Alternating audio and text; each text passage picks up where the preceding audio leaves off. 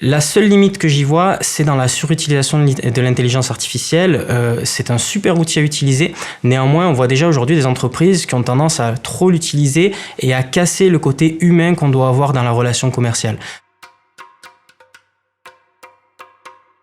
Donc en tant que business développeur, mon objectif, c'est de trouver des structures qui pourraient avoir besoin de mes services et les accompagner au mieux. Alors j'ai pas vraiment de journée type, elles sont toutes un petit peu différentes, sinon mes journées elles se comportent de prospection, de suivi client, de rendez-vous et puis d'accompagnement quand j'ai réellement les missions à réaliser.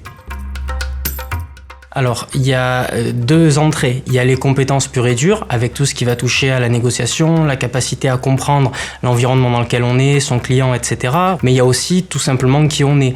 Être perspicace, être déterminé, être en capacité d'être à l'écoute, c'est vraiment des éléments qui sont essentiels pour être bon dans ce métier.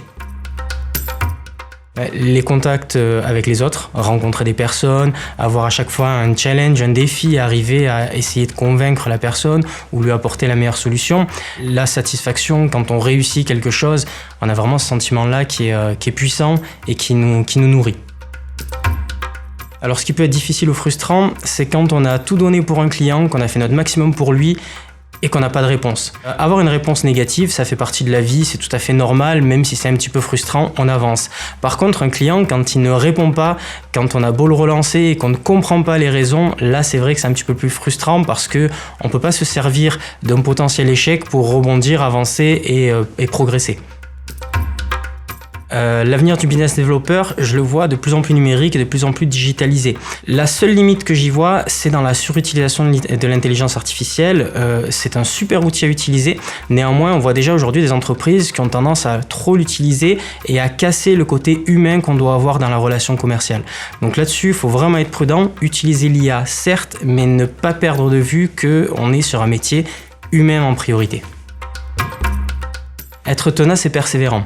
On est dans un métier qui nous nourrit énormément, où on a effectivement des réussites qui sont très valorisantes, mais le mauvais côté, c'est que les échecs sont aussi difficiles à digérer. Parfois, on a l'impression que c'est nous qui sommes jugés, pas performants ou autres, alors qu'il y a tout un environnement autour de ça.